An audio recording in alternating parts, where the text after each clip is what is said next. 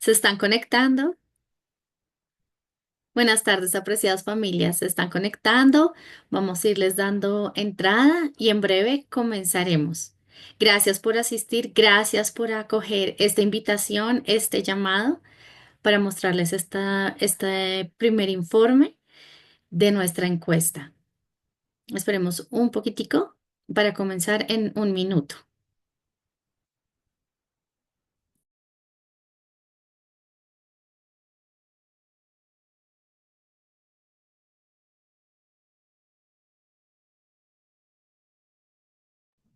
Bueno, yo veo que hay 5 personas conectadas, o sea que la gente ya empezó a entrar.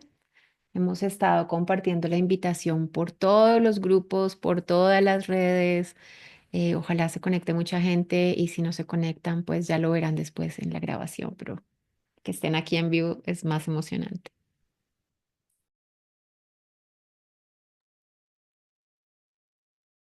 Listo, vamos a dar inicio. Buenas tardes para todas nuestras apreciadas familias. Damos gracias por su asistencia. Queremos compartir el día de hoy con ustedes mediante este en vivo la presentación del informe final de los resultados obtenidos de la primera encuesta de caracterización sobre la educación en casa en Colombia. Como parte del proceso de investigación que llevamos varios padres de familia que educamos en casa, hemos sido capacitados por expertos en labores de investigación con apoyo de GIGEX, una organización internacional en labores de investigación, y nos ha apoyado a la comunidad y apoya a la comunidad mundial de educadores en casa en temas de capacitación y hemos construido en un esfuerzo conjunto esta encuesta anónima, con miras a obtener una primer línea base, es decir, un primer panorama de la educación en casa en Colombia basándonos en la muestra de 618 familias que dieron respuesta. El resultado es una herramienta del equipo de investigación que nos permite explorar y ver hallazgos sustentados en datos reales sobre la muestra. Queremos contarles que a nivel Latinoamérica hemos construido una red de grupos de investigación. Nuestros compañeros son de México, Bolivia y Brasil y han realizado este mismo ejercicio que presentaremos hoy a ustedes y lo han presentado en sus respectivos países. Es por ello que quisiera contarles cuál es el Comité de Investigación de Padres Homeschool. Ana Paulina Maya, que ha estado en la parte de procesamiento y análisis de datos, al igual que en la configuración de la encuesta. Daisy Tavera, aquí presente en la configuración de la encuesta y procesamiento de datos. Carolina Bonilla en la configuración de la encuesta. Sandra Canta en la configuración de la encuesta. Quien les habla, Joana Guasaco, en la configuración de la encuesta. Y nos honra en especial hoy tener aquí a Dorcas Ross, quien nos capacitó, nos guió y nos entrenó en una serie de sesiones a lo largo de 2 años junto con su equipo de apoyo de GIGEX. Así que damos comienzo. Gracias, querida Dorcas, por acompañarnos. Tienes la palabra. Gracias, amigas. Ustedes a mí me honran. Dejándome participar en la presentación de esta línea de base de Colombia. Yo sé que yo no vivo en Colombia, no soy de Colombia, así que me siento muy honrada de poder participar. Quiero decir un par de cosas. Si bien este cuestionario es parte de un ejercicio de investigación, acción participativa que ha tomado como 2 años, definir que más investigación era parte de nuestras necesidades como familias latinoamericanas que educan a sus hijos en el hogar, como liderazgos de estas familias. No, el cuestionario en sí, la encuesta en sí no tomó 2 años, ¿no? Sino tomó un poco menos, pero sí el procesamiento de datos tomó mucho y hay que realmente darle un shout y unos aplausos a Ana Paulina que no se ha rendido con los datos y que realmente en un momento preciso ha hecho, ¿qué se dice? Facturar, ¿no? Ser más útil, doblemente útil, su diplomado en procesamiento de datos, porque realmente sin ella no estaríamos aquí ahora trabajando esto porque realmente el volumen de datos era muy, muy grande y sistematizarlos tomó un esfuerzo técnico, ¿no? No solamente de criterio. Entonces, igual quiero dar las gracias a todo el equipo, a Daisy y a todo el equipo realmente, Caro, que han estado incluso con situaciones personales muy complejas, ¿no? De salud y temas, pero firmes ahí y sin abandonar el esfuerzo de sacar esta línea de base, ¿no? Entonces es una inmensa alegría hoy día poder presentarles los resultados finalmente de todo el estudio, porque se hizo una primera presentación, si ustedes recuerdan, el equipo de Colombia hizo una primera presentación, pero ahora vamos a presentar los resultados hasta el final.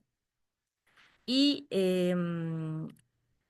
lo que yo dije busca siempre es visibilizar, defender y fortalecer a las comunidades educadoras en el hogar a nivel latinoamericano, ¿no? Y esta línea de base les va a permitir a ustedes como Colombia describir la situación actual de la educación en casa en Colombia, el contexto en el que se desarrolla, para generar no solo futuros estudios y mediciones, para que eso amplíe nuestra perspectiva y nos ayude a proyectarnos frente a retos, desafíos que vivimos actualmente, sino también para tomar decisiones a nivel de liderazgo, como familias. La información, chicos, es poder. Amigos, la información nos ayuda a tomar decisiones informadas, nos ayuda a avanzar. Entonces, este documento es un análisis general de la información que se ha recopilado y el volumen de datos es tal que se pueden hacer 3 estudios más solo con lo que han reunido los compañeros de Colombia, ¿no? Pero nos hemos tratado de concentrar en los datos cuantitativos, tratando de presentarlos sin ninguna interpretación, solamente las cosas que consideramos necesarias para que los resultados se entiendan, ¿no? Y quiero decir un poco, explicar un poco para la gente que no está familiarizada con el término, qué es una línea de base. Una línea de base es un cuerpo de información, como su nombre lo dice, básica, ¿no? Sobre un grupo o sobre un fenómeno y que después puede servir para contrastar, para monitorear su avance en el tiempo. Es como una primera medición. También sirve para averiguar qué información está disponible o para medir ciertas variables que forman parte del fenómeno, así como su nombre lo indica. Entonces establece una base sobre la cual se puede trabajar en el futuro y son muy útiles para las comunidades de base social como son las nuestras, para ordenar la información que está disponible y para hacerla confiable. ¿Y para qué? Para la abogacía, ¿no? Para luchar por nuestros derechos. Como movimientos latinoamericanos en varios países entendemos que hay una interrelación entre investigación, participación y acción sobre este problema que está originado en nuestra propia comunidad o este asunto que está originado en nuestra propia comunidad, ¿no? Y la meta final de todos estos estudios que estamos presentando a nivel latinoamericano es el empoderamiento, la capacitación de los grupos, de las personas que forman parte de nuestras comunidades de homeschool. Para eso estamos haciendo esta investigación.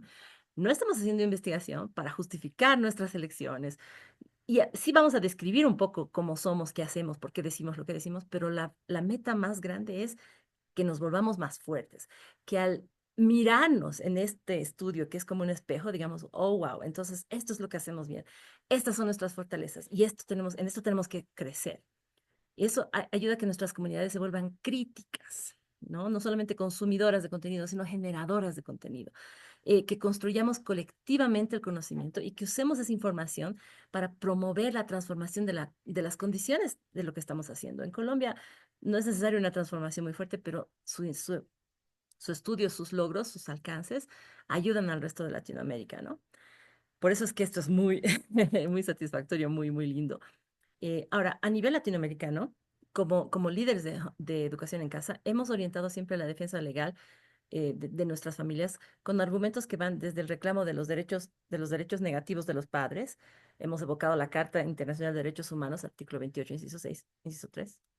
Am, y también hemos hablado de que esta forma de educación es efectiva, ¿no? Pero nuestra línea de abogacía lo que está buscando es que podamos posicionar a los papás como los custodios legales de los derechos de los hijos, por encima de los gobiernos.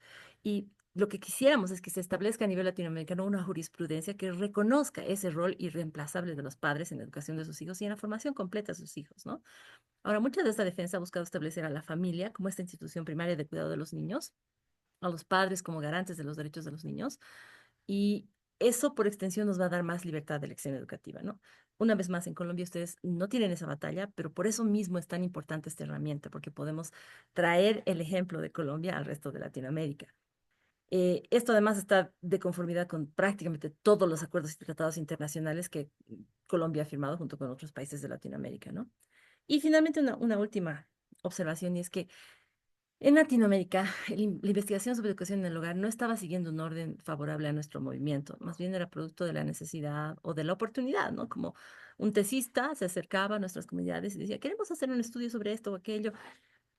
a veces devolvían la información, a veces desaparecían después de hacer el estudio, pero no era para nosotros algo que nos sirviera, que pudiéramos usar siempre, ¿no? Si estuviéramos dibujando una línea temporal, a estudios así esporádicos, individuales, inconexos, siguieron algunas acciones del liderazgo latinoamericano que trataron de unificar y ordenar la producción investigativa, que es estas líneas de bases en estos países que mencionó Joana, y luego la necesidad de llevar a cabo estudios como este, ¿no? O sea, se estableció esa acción y luego de la necesidad se hicieron los estudios.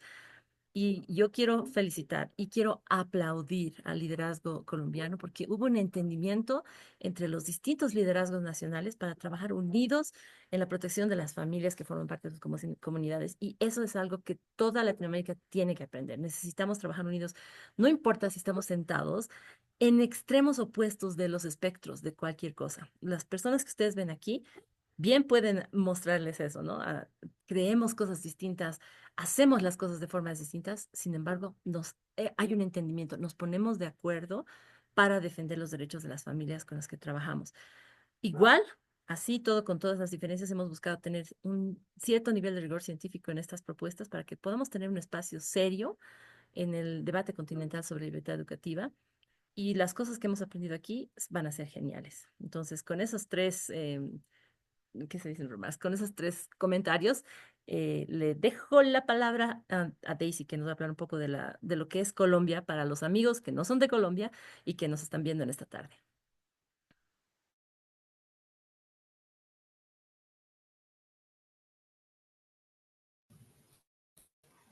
Gracias, Dorcas. Y bueno, gracias a todo el equipo. Estoy realmente muy, muy agradecida de poder participar con ustedes, de haber estado en este proceso a pesar de las circunstancias. Y bueno, pues comencemos ya con la antesala de este plato fuerte, de esta tarea que es una deuda con las familias también y un trabajo que hemos hecho de forma conjunta, como bien lo decía Dorcas. Hacemos la presentación de este resultado final. Y lo primero que quisiera es ponerlos en contexto con el marco referencial de esta investigación. Y es algo importante que quiero que tengamos en cuenta y es que lo hemos mencionado, pero es valioso que sepamos que hemos procurado hacerlo, aunque somos familias educadoras, mamás de familias educadoras de diferentes ámbitos también y profesiones y demás, hemos procurado hacerlo con el mayor rigor posible.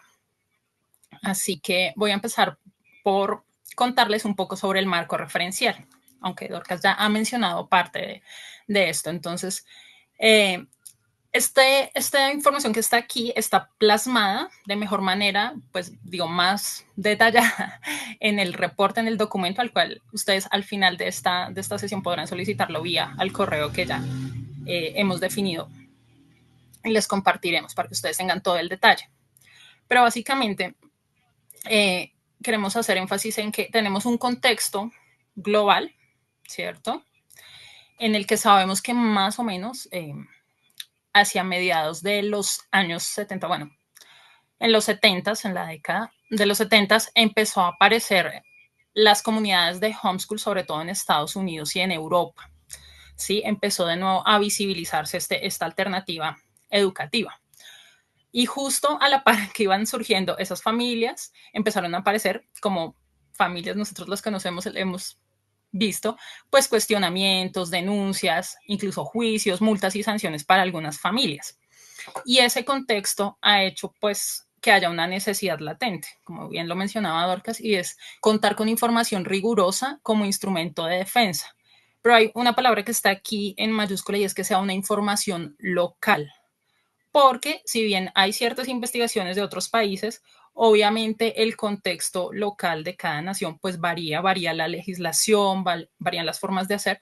Entonces sí es muy importante que nosotros nos conozcamos a nosotros mismos y hagamos este ejercicio de autorreflexión. Ahora bien, en cuanto al contexto local en Colombia, tenemos que tener en cuenta una cosa, que Colombia es el tercer país más poblado de la TAM, después de Brasil y después de México, que tiene un marco legal favorable. No es el momento de entrar en esos detalles, pero Creo que ya en muchos escenarios se ha compartido, tanto la Constitución Nacional como los acuerdos internacionales a los que estamos adscritos como país, como el decreto que reglamenta el sector de educación, que es el DURCE, que nos lo debemos saber de memoria, que es el 1075 del 2015, tiene muchos mecanismos que avalan lo que estamos haciendo con esta elección educativa.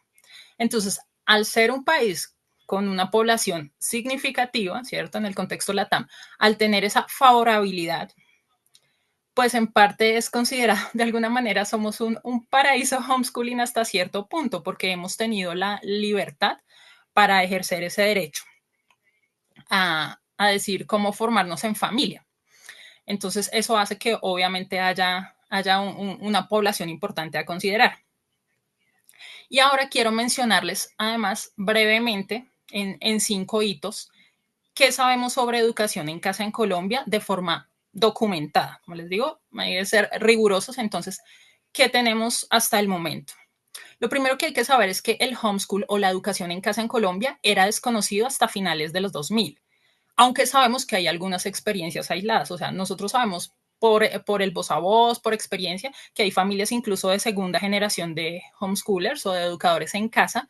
Sin embargo, no había ninguna referencia. Pero ya hacia finales de los 2000, en el 2009, hay un seminario que se realiza en la Universidad Nacional, un seminario internacional llamado La educación en las ciencias sociales, y uno de los ejes temáticos de ese seminario era la educación sin escuela. En ese momento, Ana Paulina tuvo la oportunidad, ella como pionera aquí en nuestro país, ella tuvo la oportunidad de participar, de estar allí. Y un año luego de ese seminario, las memorias se plasmaron en un documento que quizás las familias de más vieja data conocemos, que se llama Un Mundo por Aprender. Ese documento recoge las memorias de ese seminario y es como nuestra primer referencia documentada histórica sobre educación en casa en Colombia.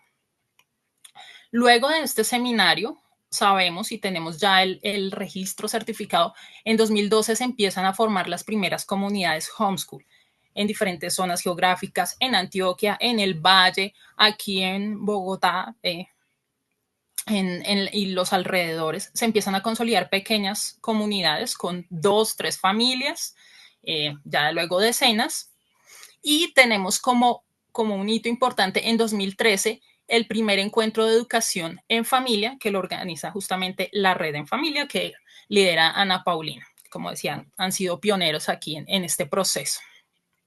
Luego de eso, digamos que se desarrolla el homeschool de manera tímida, ¿sí? No era tan conocido, pero pues obviamente tenemos que llegar al punto de pandemia en el 2020 cuando se da esa explosión, cuando los niños tuvieron que estar en casa de manera forzosa y quizás muchas familias se dieron cuenta que estar con ellos podía funcionar. Así que se dio un incremento considerable y también en ese momento se dio el primer registro documentado, es el libro Si el colegio no existiera, que escribió de autoría de Ana Paulina. Entonces tenemos ahí ya un marco que nos da más contexto sobre nuestra situación como país en cuanto a la educación en casa. Y finalmente llegamos a este punto en el 2023, donde lanzamos, como ustedes saben, está la encuesta para hacer la primera caracterización de educación en casa en Colombia y que hemos estado en ese ejercicio que ya Dorcas mencionó que demanda bastante esfuerzo y tiempo más porque no somos investigadoras a tiempo completo, sino mamás, educadoras, esposas, emprendedoras y demás. Entonces, estamos aquí ya presentando estos resultados. Hay algo que quiero mencionar y es que en el documento se han hablado muchas cifras aquí en Colombia, en diferentes artículos, eso también quiero mencionarlo, pues ya sabemos que hay más notas en revistas, en periódicos, en notas audiovisuales, en noticieros, y se hablan de muchas cifras. Oficialmente no tenemos ninguna cifra para determinar la población total de familias que están educando en casa. Pero para efectos de nuestra investigación, tomamos como referencia, hay 2 grupos en Facebook, que supongo que muchos de ustedes estarán allí, el de Homeschool Colombia y el de la Red en Familia, y esos grupos en promedio tienen entre 6.000 y 7.000 familias a la fecha. Así que nuestro estimado es que más o menos, al menos somos unas 7.000 familias educando en casa. Seguramente son más, porque sabemos que hay comunidades muy pequeñas que han estado, digamos, en parte en su desarrollo muy local, que de pronto no se han expandido. Eh, pero partimos de ese hecho, que somos al menos 7.000 familias. Seguramente somos más. Bien. Ahora voy a hablarles un poco del marco metodológico para no extenderme mucho. En el documento pueden ver todo el detalle. Entonces, como lo mencionábamos, este soporte teórico, pues esta investigación la abordamos desde un enfoque cualitativo con ese proceso IAP, que significa investigación, acción y participación. Y que implica también un sesgo, que no quiero que suene mal la palabra, pero sí es importante que lo entendamos porque nosotros como equipo investigador somos parte también del fenómeno que estamos observando. O sea, nosotros somos familias educadoras. Pero lejos de que eso sea un impedimento para hacer la investigación, justamente la enriquece, porque como les decía, es lo que nos permite autoconocernos, autorreflexionar sobre cómo somos y darnos una autoafirmación, o sea, como comunidad, como grupo, nación de familias que educan en casa como colectivo. Este ejercicio nos ha dado la oportunidad de vernos mejor. Y finalmente, ¿cuál es el propósito de todo esto? Ya lo hemos mencionado. Sin duda que es una herramienta de lobby y advocacy para nuestra causa. O sea, nosotros, y creo las familias saben, en estos últimos meses, quizás semanas, de nuevo han estado por ahí en los medios el tema de educar sin escuela, y es fundamental que nosotros contemos con herramientas que nos permitan argumentar con solidez, con confianza, con tranquilidad. Miren, lo que estamos haciendo es válido, es beneficioso, las familias lo disfrutamos, eso ya lo veremos más adelante, y es un modelo totalmente válido para garantizar la mejor educación para nuestros hijos que hemos decidido como familias. Bien, teniendo en cuenta eso que les menciono, ese primer referente teórico sobre el que se soporta este ejercicio de investigación, les voy a contar brevemente cuál metodología empleamos. Lo primero que hicimos fue definir una población objetivo. En este caso, nuestro propósito era toda familia educadora en casa en territorio nacional. ¿Por qué? Pues porque había una aplicación, digamos, lo que les digo, de leyes de contexto que es propia pues para nuestro país, para Colombia. Algo importante es que queríamos tanto las familias que actualmente que para el 2023 estaban educando en casa o que quizás antes del 2023 ya habían educado en casa. Nos parecía valioso poder ver también la experiencia de esas familias que ya habían cursado ese proceso quizás antes, quizás un poco más solitas, menos visibles, y ver qué había sucedido. Luego definimos las variables de estudio, una tarea que parece sencilla, pero no tanto, ponernos de acuerdo, decidir que sí, que no. Y dentro de la línea base, que se llama así este estudio, esta primera foto que hacemos de nosotros, incluimos variables demográficas, incluimos variables pedagógicas. Dentro de las pedagógicas hay un elemento que se llama capital cultural, que ya lo vamos a ver más adelante en detalle, que nos arroja ese aspecto de capital cultural, y unas variables de percepción, cómo perciben las familias esa experiencia y esa satisfacción frente a la educación en casa. Una vez teníamos esa población, esas variables, definimos la técnica, usamos una encuesta en línea, como ustedes saben, usamos Google Forms. En el 2023 eran 35 preguntas, era un poco larga, si tenían varios hijos era un poco más larga, pero agradecemos enormemente a esas 618 familias que se tomaron el tiempo. Al final, pues ya cuando iban respondiendo, había varias preguntas cerradas, unas semiabiertas y abiertas. Las familias estuvieron muy dispuestas a compartir su experiencia. Y logramos ese muestreo que se hizo por conveniencia. O sea, es decir, como no tenemos la población, o sea, realmente no hicimos un muestreo estadístico, sino que determinamos que fuera una respuesta anónima y voluntaria con la mayor cantidad de familias que pudieran estar. Ustedes saben, la encuesta estuvo abierta alrededor de 4 meses para recolectar esas respuestas de 3 a 4 meses, y logramos esas 618 familias que confiaron en nosotros, en que estábamos haciendo algo en favor de toda la comunidad de familias educadoras. Y finalmente llegamos al punto azul de análisis y resultados en el que estamos hoy, con un procesamiento y uso de herramientas de análisis de datos de BI. Gracias. Afortunadamente contamos con Ana Paulina, que está recién estrenándose en esas nuevas habilidades. usamos algo de hojas de cálculo, bueno, Tableau, muchas herramientas. Y hubiéramos querido usar un poco más, pero hablaré de eso al final, que en la medida de que pudimos con las herramientas disponibles, los recursos disponibles, se pudieron analizar los datos, pues es lo que vamos a ver a continuación y aún queda mucho más por cortar, pero tela por cortar, pero bueno, eso ya lo vamos a ver más adelante. Así que le cedo ahora la palabra a Ana Paulina. Muchas gracias.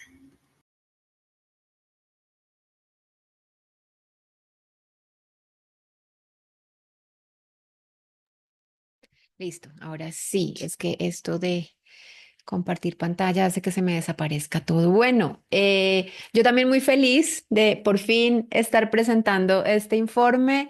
Fue mucho trabajo, muy intermitente. Cuando tenía tiempo le dedicaba un par de meses, luego lo dejaba quieto otro par de meses y luego volver a recordar en dónde iba para continuar. Pues hizo que fuera mucho más demorado de lo que hubiéramos querido. Pero bueno, aquí estamos. Entonces, lo primero que yo les quiero mostrar es lo correspondiente a la información geográfica. Eso ya lo habíamos mostrado en el informe anterior, pero pues básicamente decir lo que ya se dijo, que se logró la respuesta de 618 familias. En total se registraron 1.030 hijos e hijas que fueron, son o están siendo educados en casa y nos dieron la información muy detallada de cada uno de estos 1.030 niños, niñas, jóvenes y probablemente adultos ya, al menos los míos sí.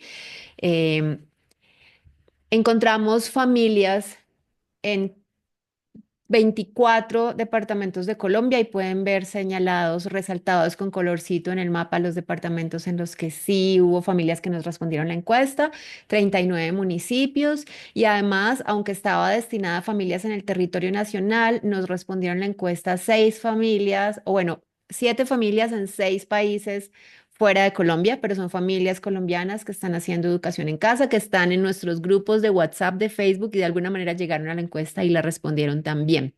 Se puede ver en porcentaje, pues la mayor cantidad de familias, prácticamente la mitad están entre Bogotá y Cundinamarca, Bogotá 34%, Cundinamarca 20% y el otro 50, un poquito menos por ciento, están repartidas en los otros 22 departamentos, bueno, sí, en los otros 22 departamentos de Colombia. También preguntamos si estaban en zona rural, si estaban en zona urbana y pues definitivamente la gran mayoría de las familias, el 83,98, o sea, 84% están en zona urbana y un 16% en zona rural. Nos tomamos un poco, dijimos, bueno, miremos un poquito a fondo porque Bogotá es muy urbana y Bogotá tiene el 34% de las familias, entonces, ¿cómo están distribuidas las demás? Las que no están en Bogotá, para ver si había alguna diferencia entre rural y urbano. Y sin Bogotá, la distribución varía un poquito, pero realmente no es tanto. En urbano está en el 76,6 y en rural está en el 23,4. Entonces, eso como para hablar de la distribución geográfica de las familias. No hay mucho más que extender aquí porque esto ya lo habíamos presentado con más detalle en nuestra presentación anterior. Luego pasamos a a la sección en la que hablamos de la descripción de las familias. En el informe lo llamamos datos demográficos. Ahí miramos la cantidad de hijos, el estado civil, el nivel socioeconómico, si profesan o no una religión, si pertenecen o no a una red de apoyo. Y eso es lo que estamos viendo aquí. Vimos que entre parejas casadas y en unión libre, o sea, parejas en las que están en pareja, familias que tienen la pareja, papá y mamá, son una gran mayoría, el 72 más el 12, o sea, el 84%. El resto hay un 11,8% de familias separadas y las demás son familias monoparentales, madre soltera, padre soltero o viudos. En la mayoría de estos casos, pues tenemos un 47% de familias que tienen un solo hijo, un 40% con dos, 9,8 con tres y otros porcentajes más bajitos con cuatro, cinco y hasta siete hijos. Vemos que hay una curva perfecta de Gauss describiendo el estrato socioeconómico. Tenemos en el centro estrato 3 al 42.7% de las familias. Hacia la izquierda hay un 20% en estrato 2, un 3% en estrato 1. Hacia la derecha tenemos un 26% en estrato 4 y estrato 5 y 6 son más o menos un 7%. Y en la gráfica que hicimos, en que preguntamos los ingresos en términos de salarios mínimos mensuales, eh, corresponde a esto de clase media, la mayoría de las familias, ese 42% que está en estrato 3 y tenemos un 42% que percibe entre 2 y 5 salarios mínimos. Entonces ahí vemos una relación pues que se cumple, ¿no? En cuanto a términos de que si profesan o no profesan una religión, tenemos que entre las familias que respondieron a nuestra encuesta, el 73.4 sí profesan alguna religión y el 26.5 no. Y también en cuanto a redes de apoyo, si bien un 70%, 69.4 pertenecen a una red de apoyo, hay un porcentaje que a mí me parece grande que lo está haciendo muy por su cuenta y que es un 30.5%. Habría que ver si no pertenece a una red o una comunidad porque no la han encontrado, porque no tienen uno cerca o porque como buenos homeschoolers que somos y que yo he notado, somos muy república independiente, nos gusta hacer las cosas a nuestra manera, entonces a veces buscamos a la compañía, pero no nos importa trabajar por nuestra cuenta porque estamos muy seguros de lo que estamos haciendo. Em, Se preguntaron los hijos entre 0 y 18 años en total en total de familias, la gran mayoría es, que aquí no lo tengo en porcentaje, lo tengo en cantidades, pero podemos ver en la barra que la gran mayoría son niños entre 3 y 10 años. Hay una buena cantidad de niños entre 8 y 18 años y hay muchos menos entre 0 y 3 también porque creo yo, pues uno no considera que está haciendo homeschooling con un niño de 1 año o 2 años, simplemente está haciendo una crianza eh, en casa, ¿no? Pero eso no es homeschooling. Y la mayoría de las familias tienen 2 hijos. Es el gran porcentaje, 44% tienen 2 hijos, 37% tienen un hijo y ya 3 hijos son mucho menos y de ahí para adelante no son tantas, pero existen. Existen familias de 4, de 5 y de 6 hijos, así que sí hay familias numerosas, que también es una característica que yo veo que ocurre en las familias homeschoolers. Yo no veía tanto familias tan numerosas cuando mis hijos iban al colegio, pero cuando empecé a hacer educación en casa empecé a encontrarme con más familias numerosas. Entonces, eso en cuanto a... bueno, me falta un elemento aquí de la descripción de las familias y es que les preguntamos si alguno de sus hijos tenía un diagnóstico especial, médico o de tipo cognitivo, porque a veces parecería que solo el homeschooling es para niños que tienen algún diagnóstico especial y que la escuela no puede con ellos. Pero fíjense que el 91% de las familias dijo que no. O sea, tenemos un 9% de familias que consideran que sus niños o que declaran que sus niños tienen algún tipo de diagnóstico específico, pero es un porcentaje pequeño. La mayor cantidad de niños educados en casa, de quienes respondieron nuestra encuesta, son niños sin ningún tipo de diagnóstico. Entonces, a mí me parece interesante poder mostrar eso también, porque creo que puede ir derrumbando mitos, derrumbando estereotipos, derrumbando esas ideas de lo que la gente cree, que es que cómo son las familias que educan en casa o solo para quienes es justificable o útil educar en casa. Déjenme un momento, le doy una mirada al informe que tengo aquí en mi mano, porque pues aquí les puse solo las gráficas, pero que no se me quede nada sin decir. Pues creo que en cuanto a ingresos también habíamos hecho como un agrupamiento y veíamos que si miramos las familias con menor poder adquisitivo, o sea, quienes están en estratos 1 y 2, hay un 23.47%. A mí me llama la atención, es un porcentaje alto. Hay gente que dice que esto es para gente con dinero, para gente que tiene muchos ingresos y fíjense que no. hay un 25% de familias que son de estratos 1 y 2 y que están haciendo educación en casa. Las familias de clase media, ya lo dijimos, son la mayoría, 69% si sumamos estrato 3 y 4. Y en familias de estratos altos, 5 y 6, tenemos un 7,44%.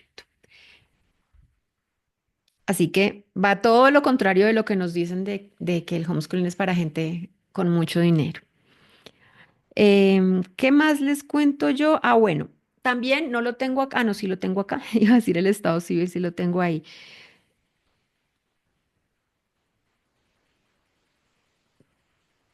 Pasamos a la siguiente, a otra cosa que también describe a las familias y es la ocupación de los padres. Entonces, ¿a qué se dedican los padres y las madres que están haciendo educación en casa? Hay una diferencia muy marcada entre el porcentaje más alto de lo que hacen los papás y lo que hacen las mamás. Ahí sí caemos en el estereotipo, pero de todas formas vemos que hay ocupaciones en porcentajes más pequeños en todas las otras ocupaciones. Entonces, los padres, los papás, en su mayoría, el 43,69, cerquita de la mitad, son empleados de tiempo completo. También en orden de ocupación, la que sigue es trabajador independiente del sector formal. También tenemos algunos empresarios, también tenemos trabajadores independientes del sector informal, algunos emprenden desde casa.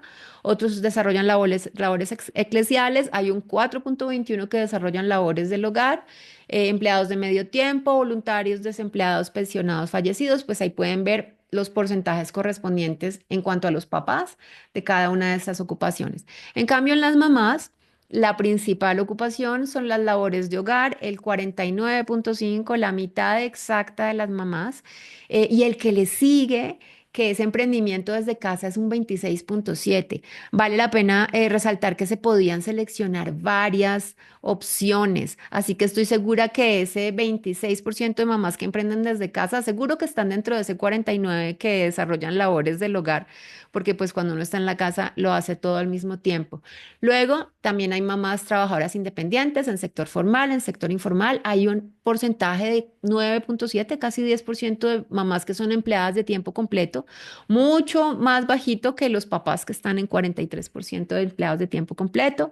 También hay mamás en todas las otras labores, en eclesiales, empresarias, voluntarias, desempleadas, pensionadas. No hay madres fallecidas. Creo que en los padres sí había 5 papás fallecidos en 5 de las familias encuestadas. Digamos que estas categorías que se presentan en la encuesta se toman de documentos oficiales que miden la ocupación, la situación ocupacional, oficiales, documentos oficiales del gobierno, así que de ahí salen como estas clasificaciones que tomamos. Mm, ¿Qué sigue? Bueno, el tema del diagnóstico ya lo mencioné. Luego pasamos a hablar de los elementos educacionales. Todo esto está en el informe que, como les decía Daisy, se puede luego descargar o solicitar al correo electrónico que hemos manejado desde el principio y que seguramente les vamos a volver a compartir. Llamamos elementos educacionales a los que ya tienen que ver específicamente con la educación de los niños. Entonces comenzamos revisando quién es el acompañante principal del proceso. Creo que no es una sorpresa que el 65,5% sean las madres. También hay un 29,2% que ambos padres dicen ser acompañantes principales del proceso. Y lo que nos queda ahí se reparte entre los tutores, los padres y otros que en otros incluyeron abuelas, hermanos, amigos, la comunidad, los vecinos, club de madres, ayuda en casa.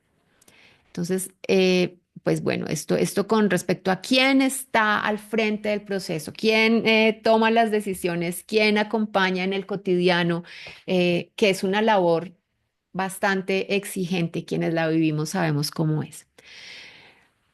Preguntamos a las familias qué tan estructuradas se consideraban. O sea, nosotros sabemos que la educación en casa yo hablo de un espectro, yo digo que está entre el espectro más estructurado, que es quien trata de reproducir la escuela en casa, ya sea con un colegio virtual, ya sea siguiendo un currículo, teniendo pupitres, tablero, timbre para el recreo. Bueno, hay familias que realmente son muy, muy, muy estructuradas y reproducen la escuela casi a la perfección. Y los que nos consideramos unschoolers, que vivimos como si el colegio no existiera y nos salimos, tratamos de salirnos totalmente de los esquemas escolares.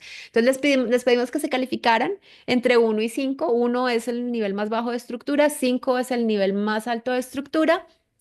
Eh, Vemos que la mayoría están entre la mitad y mucha estructura y son más poquitos los que se consideran no tan estructurados. El nivel 1 está en 13,43, el nivel 2 está en 12,94. Esto nos da un 26, casi 27% en los dos niveles de menos estructura. Em, que más o menos iguala a los que se consideran en el medio, ¿no? Y eso tiene mucho sentido porque ese medio, de cierta forma, le permite a uno irse moviendo entre más estructura en un momento, menos estructura en otro momento, em, porque nunca la manera de estar haciendo educación en casa es la misma eh, todo el tiempo, desde el principio hasta el final, y eso también incluye el nivel de estructura, el qué tan estructurados nos consideremos. Ya habíamos hablado de las redes de apoyo. Como les decía, el 69,42% sí pertenecía a una red de apoyo, el 30,58% no. Mm, de pronto ahorita me paso al dashboard de Tableau porque hay algunas relaciones ahí entre nivel de estructura, interés por certificar y razones de hacer educación en casa que se conectan de una forma muy interesante, pero eso se los muestro en un ratito. También les preguntamos a las familias cómo había sido la educación de sus hijos, grado por grado, o sea, cada niño, hijo uno. En kinder, ¿cómo fue? En primero, ¿cómo fue? Así hasta grado 12, dábamos la opción de 12. No todos hacen 12, pero quienes hacen en colegio internacional o bachillerato internacional llegan hasta grado 12. Ahí, yo tengo aquí este video porque se puede ver ay, perdón, me pasé para la otra diapositiva. Hay una evolución muy interesante y se ve gráficamente, es muy llamativa. Fíjense, aquí estamos viendo en rojo lo que es colegio presencial, en azul lo que es en casa sin colegio virtual y en naranja lo que es colegio virtual.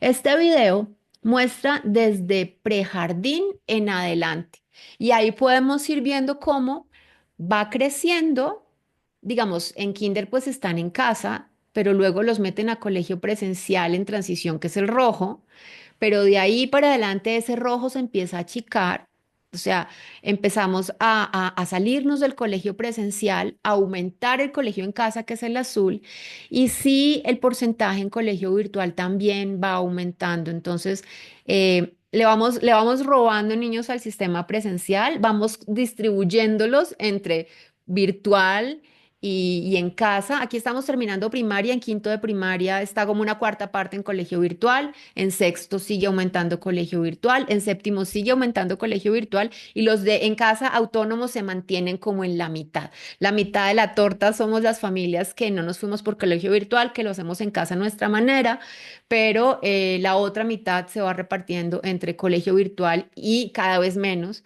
colegio presencial. A mí una de las cosas que me parece interesante de esta evolución es que mucha gente cree que los niños luego al bachillerato vuelven al colegio presencial porque quieren amigos, porque no van a aprender lo que tienen que aprender, para que se gradúen y puedan entrar a la universidad. Y fíjense que no, fíjense que ese triangulito, esa cuñita de colegio presencial se achica, se achica, se achica, se achica. ¿Crece colegio virtual? Sí. Eh, pero si sumamos colegio virtual y la parte azul, pues o sea, lo que vemos es que los más grandes de nuestra encuesta terminaron prácticamente, la gran mayoría terminaron su bachillerato en casa, ya sea autónomo o con colegio virtual. A mí esa evolución de ese circulito me parece increíble, me parece súper ilustrativo. Cabe anotar que de estos 1.030 niños que respondieron, de los que obtuvimos la información, pues no todos hicieron no todos han hecho todos los grados, así que no tenemos la misma cantidad de respuestas en primero de primaria que en noveno, cada vez son menos respuestas. Eso está también en la tabla que está en el informe, porque vale la pena mencionarlo. Cuando hablábamos de las redes de apoyo, Además de preguntar si pertenecían a redes de apoyo, preguntábamos esas redes de apoyo qué ofrecían, qué actividades o qué oportunidades ofrecían y cuáles de esas las familias tomaban. En las actividades ofrecidas por las redes y comunidades, la que, las que están como en la mayoría son actividades de difusión sobre educación en casa, como los grupos de redes sociales y encuentros lúdicos y salidas pedagógicas. Estas son de las que ofrecen, es lo que está en la gran mayoría, pero igual también habíamos preguntado por aprendizaje en conjunto. Hay un 27% que dicen que su red ofrece eso. Formación, entrenamiento para padres, hay un 23,6% que su red ofrece eso. Y suministro de contenidos académicos, un 21,3%. Y ya cuando les preguntamos en cuáles participan ustedes, la que está en la parte de arriba es en los encuentros lúdicos y le sigue la de los grupos de difusión. Después, aprendizaje en conjunto de temas específicos, formación y entrenamiento de padres y suministro de contenidos académicos. Así que las redes están cumpliendo con su labor de conectar a las familias, ofrecerles los espacios de compartir, de interactuar, los espacios de juego, los espacios de socialización. Las familias los están utilizando y los están recibiendo de sus redes. Luego pasamos a lo que hemos llamado capital cultural, que es muy importante, es un elemento muy importante de este informe. El capital cultural, voy a leer para no decir lo que no es todo lo que las familias hacen para que sus hijos tengan acceso a actividades de tipo cultural, incluyendo clases de arte, deporte o tecnología. No limitado a formación técnica, ¿no? Porque aquí vamos a ver que las cosas que presentamos y preguntamos no necesariamente todas son talleres de o clases de. Se incluyeron encuentros de juego dentro del capital cultural, porque para nosotros es súper importante. De hecho, esta primera imagen que tiene acá son las actividades que las familias hacen fuera de casa. Entonces, bueno, están en orden realmente de quienes contestaron sí y quienes contestaron no a estas actividades. A la que más contestaron sí, o sea, era en esta actividad, ¿usted participa, sí o no? Y si participa, ¿con qué frecuencia participa? Entonces, la actividad más seleccionada fueron las actividades de encuentros de juego. Un 87,8% de familias dijeron que sí participan en encuentros de juego. Un 12,14% no. Y la frecuencia más elegida para encuentros de juego fue una o dos veces por semana. Le sigue salidas a museos, planetario, observatorio, bueno, a tantos lugares que salimos con nuestros hijos. En este, un 81,07% de familias sí participan, sí hacen ese tipo de salidas y la frecuencia más elegida es la mensual. Luego están los talleres en bibliotecas y los clubes de lectura y bueno, actividades en general que se hacen alrededor de la lectura en las bibliotecas. Un 73,62% de familias sí participan en este tipo de actividades, principalmente de una a dos veces por semana. O sea, yo les estoy hablando resumido, pero ustedes pueden ver las gráficas y ahí lo van a ver mucho más desglosado. Ferias del libro, nos encanta. Pude ver que no soy la única familia que ama la Feria del Libro, es nuestra feria favorita de todo el año. Y un casi 70%, 68,89, van a la Feria del Libro anualmente, claro, porque las ferias del libro, al menos en Colombia, se hacen en distintas ciudades una vez al año. Caminatas ecológicas es otra actividad bastante acogida, por lo menos por más de la mitad de las familias, 53,27% dijeron que sí, y la frecuencia más normal es bimestral, trimestral. Espectáculos como ir a teatro, títeres, conciertos, danza, poesía es la que le sigue. Ay, no, esa iba antes, esa tiene un 60%, no lo tengo bien el orden en la tabla, perdón. Pero igual, bimestral, trimestral. Les preguntamos si iban a ferias de ciencia o investigación y sí, el 54,44% dijo que sí. Y también bimestral, trimestral es la frecuencia más común. Otras ferias, clubes en otras áreas, también más o menos alrededor del mismo porcentaje. Otras ferias bimestral, trimestral, quienes dijeron que participan de clubes lo hacen una o dos veces por semana en la frecuencia más elegida. Y también preguntamos por labores de voluntariado y hay un 46,67% de familias que sí realizan labores de voluntariado. La frecuencia más elegida es anual. Entonces, revisando esto, nosotros preguntamos por 10 tipos de actividades. No hubo ni una sola familia que no seleccionara ninguna de esas actividades. Todas seleccionaron varias. Eso es importante. O sea, no hay familias que hagan homeschooling que no participen en nada de esto, que se queden encerradas, que le nieguen a sus hijos las posibilidades de conocer el mundo. O sea, todo esto que estamos haciendo, estamos mostrando derrumba mitos y derrumba estereotipos y derrumba todas esas ideas que tienen sobre nosotros de que encerramos a nuestros hijos, que los tenemos entre una burbuja. De estas familias seleccionaron todas las actividades, el 16,18%. Me parece un porcentaje altísimo para decir que participan en todo eso. Y de ahí para abajo, 9 un 8%, 8 actividades, un 7%. Me perdí. Bueno, en fin, el caso es que ninguna actividad no fue seleccionada, ninguna familia no seleccionó ninguna y un 16% la seleccionó todas. O sea, hacemos muchísimas, muchísimas cosas por fuera de casa.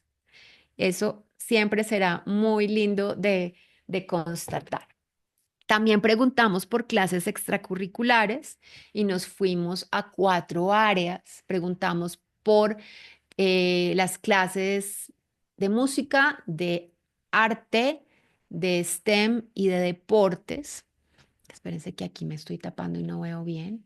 Estas barritas en colores azul, rojo y verde, lo que nos muestran es con qué tipo de proveedor reciben esas clases, que fue algo que preguntamos, pues lo preguntamos más desglosado, que eso está en los circulitos, pero preguntamos si lo hacían por su cuenta en casa, que es la barrita verde, si lo hacían con alguna institución pública, servicios de alcaldía, eh, o subsidiado también, esas también están en público, o si lo tomaban con profesores privados o en academias privadas. Entonces, pues aquí podemos en las barritas ver que música en el valor más alto es con tutores privados y academias privadas, y tiene una buena cantidad de familias que lo hacen con municipio y cajas de compensación y también una rayita nada despreciable de quienes lo hacen por su cuenta.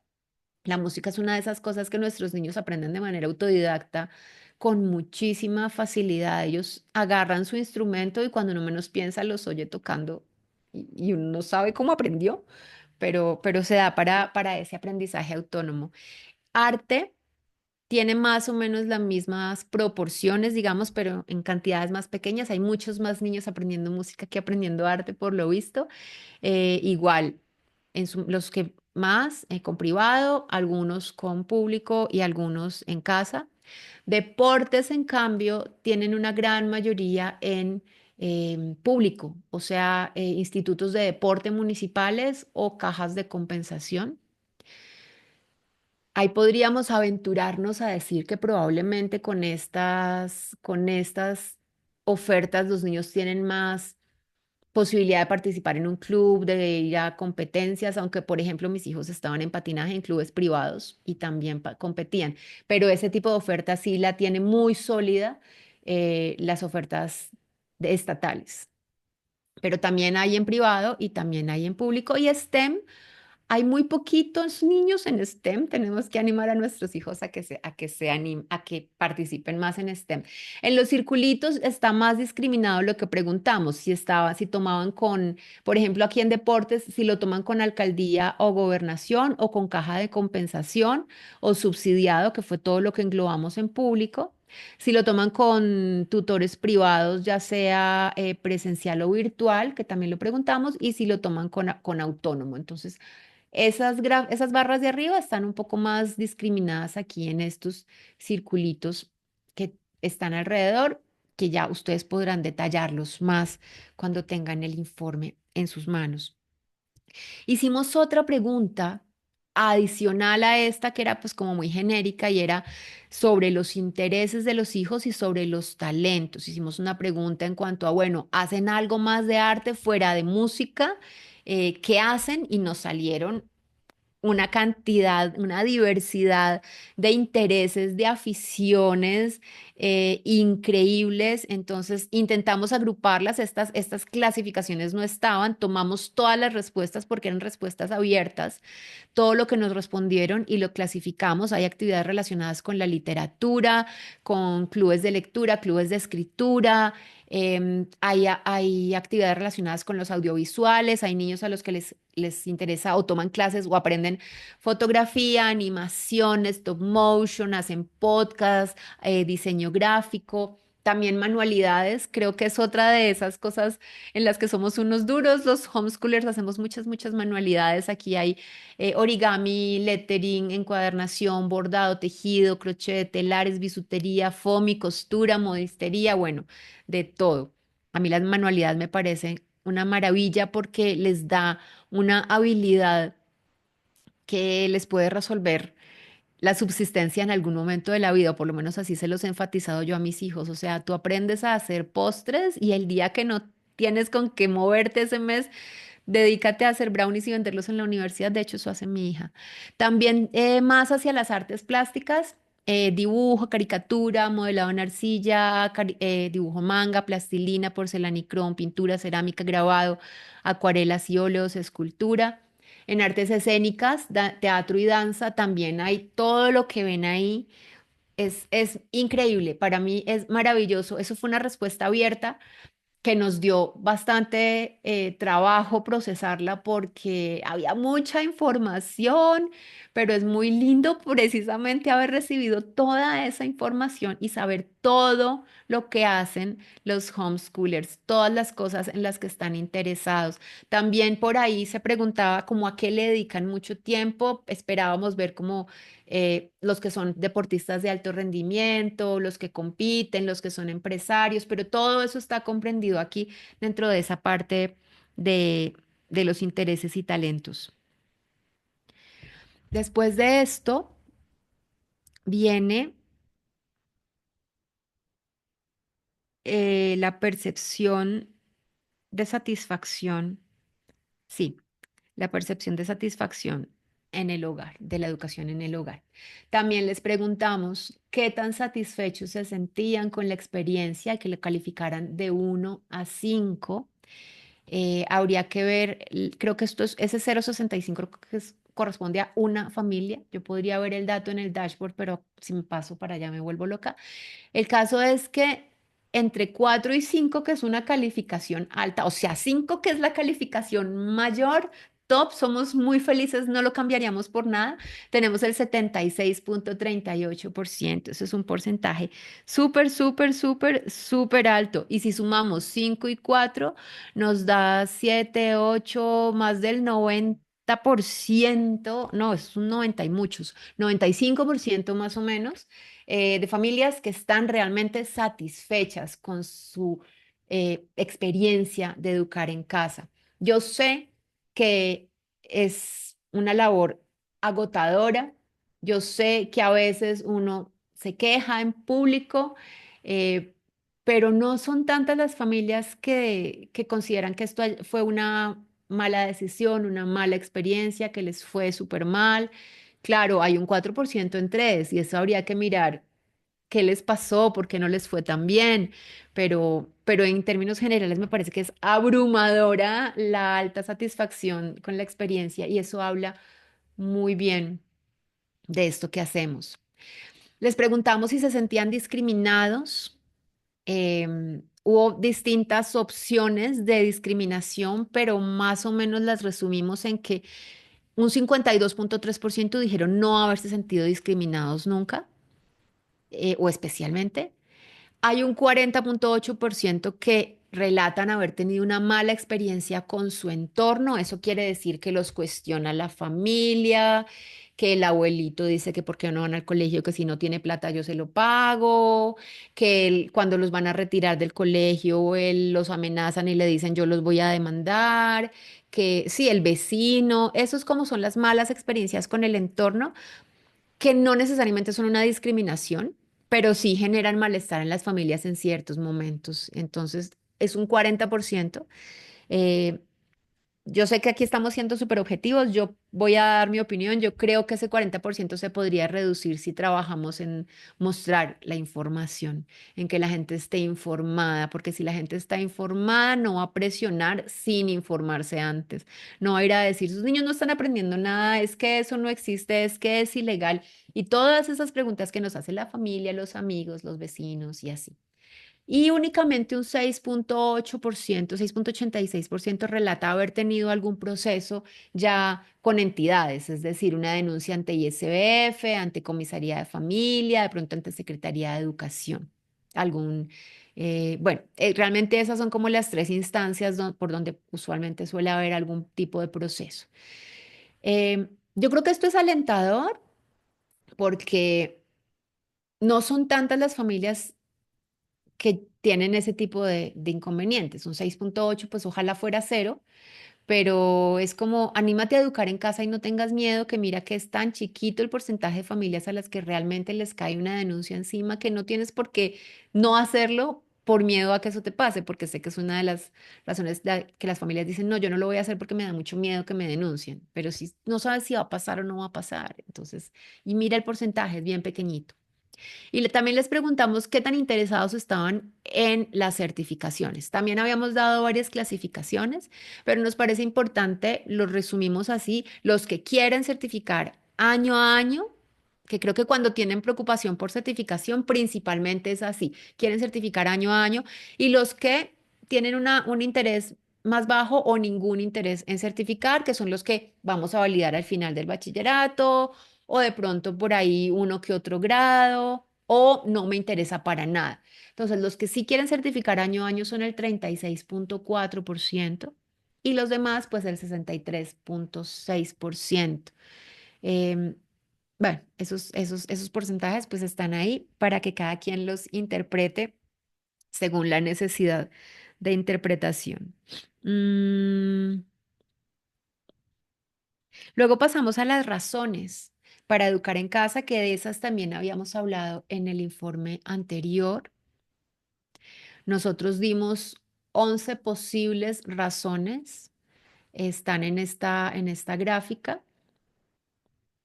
eh, les pedimos a las personas que seleccionaran las que aplicaran, era selección múltiple, no tenían que escogerlas todas, únicamente las que correspondieran a ellos como familia y que les pusieran un puntaje de más importante a menos importante, luego sumamos todos esos puntajes y de esa manera salió esta gráfica.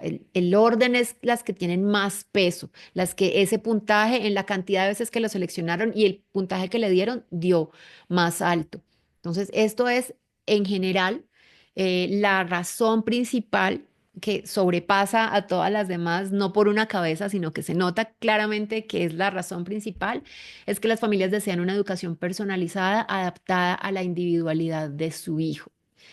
Después vienen dos que están más o menos al mismo nivel, que son quienes desean desarrollar relaciones familiares más fuertes entre hijos y padres y entre hermanos, y quienes desean evitar el adoctrinamiento de los colegios en agendas ideológicas.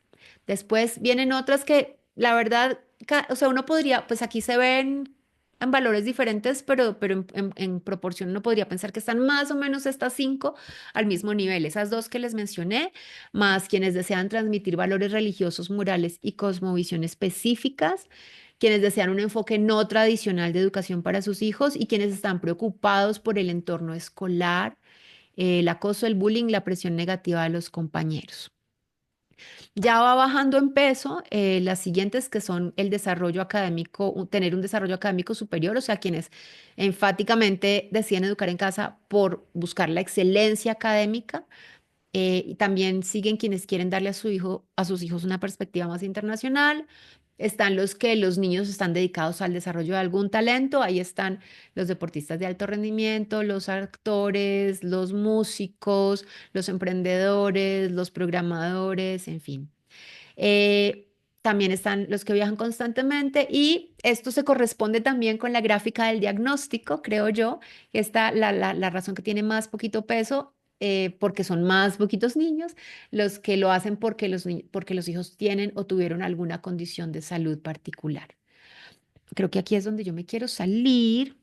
para mostrarles el, el dashboard, aunque creo que eso lo había mostrado también en el informe anterior, pero me sigue pareciendo muy interesante mostrar ciertas relaciones que uno puede ver. Esperemos que esto me abra completo. Por ejemplo, si nos vamos al nivel de estructura, a revisar el nivel de estructura y vamos a ver a las familias que se consideran más estructuradas. A ver. Podemos ver que el orden del peso o de la importancia de las razones varía. Para las familias que tienen más, que se consideran y se declaran más estructuradas, la razón que tiene más peso es la razón de transmitir valores religiosos y morales. Está casi a la par de la educación personalizada. Eso me parece interesante. Esas dos aumentan y las otras, pues bueno, van cambiando de valor. También tiene un gran peso para ellas el entorno escolar nocivo y la excelencia académica. Si nos vamos a las de la mitad, pues vamos a ver seguramente el orden que vimos general. Ahí está. Y si nos vamos a las menos estructuradas, también ahí cambia el orden de las razones, de la importancia de las razones. Para ellas, la educación personalizada sigue siendo la más importante, seguida del enfoque no tradicional. Y bueno, ahí vamos de nuevo con vínculo familiar, evitar adoctrinamiento y el entorno escolar nocivo. Entonces, sí hay conexión entre el tipo de familia y las razones por las que se decide educar en casa. Aquí el tipo de familia pues lo estamos mirando por su nivel de estructura. También si se dieron cuenta, si se fijaron en la gráfica de opciones de certificación también cambia. Claro, para los menos estructurados pues la mayoría no tienen interés en certificar, evidentemente, y pues para los más estructurados seguramente vamos a tener la certificación año a año súper disparada comparada con los demás. Efectivamente, ahí se ve. Entonces, hay unas conexiones en los tipos de familia, en sus intereses de la certificación, en las razones por las que educan en casa. O sea, esto no es fortuito, es muy individual de cada familia, es una decisión muy particular, muy propia de cada familia y por eso es que también es importante poder mostrar estas cosas, porque no somos un movimiento homogéneo, no nos pueden aplicar unas normas a todos, porque somos todos muy diversos. Eso me parece súper importante mostrarlo ahí. Y al final tenemos una matriz de razones que básicamente la elaboró Dorcas. Tomamos todas las otras razones porque les damos el espacio de esta, otra. Y en esa otra, ustedes no saben la cantidad de cosas que escribió la gente. Escribieron muchísimas cosas, están todas en el documento. Pero observando todo lo que las familias colocaron, creamos 4 categorías más que no habíamos puesto en la encuesta inicial. Los categorizamos en objeciones al sistema educativo, razones económicas, esas nos la preguntamos y hay muchas familias que dicen que una de las razones por las que educan en casa son razones económicas, alusiones a la libertad y esa fue muy linda, muy quiero educar en la independencia, quiero permitir el desarrollo libre de su personalidad, quiero libertad, tiempo y tranquilidad para aprender, deseamos que su aprendizaje sea libre y natural. Me pareció hermosa esa, ver tanta gente diciendo educo en casa a mis hijos porque queremos libertad como familia, quiero que mis hijos sean libres, esa me pareció maravillosa. Y otra que la tenemos en otras, que tiene que ver con, no supimos cómo clasificarla, pero son otras razones que valía la pena revisar, o sea, consignar ahí. Entonces, con esto terminamos lo que tenemos en el informe. Hubo preguntas que hicimos que no tenemos ahí en el informe. Les preguntamos, eh, ¿cómo era? Bueno, Daisy nos va a hablar ahorita de eso porque ella hizo una revisión rápida con inteligencia artificial de las respuestas a esas preguntas que no están aquí en el informe porque no alcanzamos a hacerlas con la rigurosidad que requería, pero sí valía la pena que Daisy los comente. Y no sé si quieres hacerlo en este momento antes de que pasemos al, ya finalmente a los hallazgos, aprendizajes y recomendaciones. Bueno, claro que sí. Entonces, pues como les contábamos, se imaginan el volumen de datos, así que hace un año no teníamos las herramientas ni la masificación que tenemos hoy de la inteligencia artificial. Así que rápidamente con 4 preguntas, de las últimas preguntas que habíamos hecho, se hizo un ejercicio con una de las inteligencias artificiales para que nos analizara esas respuestas abiertas, dado que las familias estuvieron muy dispuestas a compartir esas experiencias. Entonces, está muy en consonancia con lo que ya hemos visto en los resultados con Ana Paulina.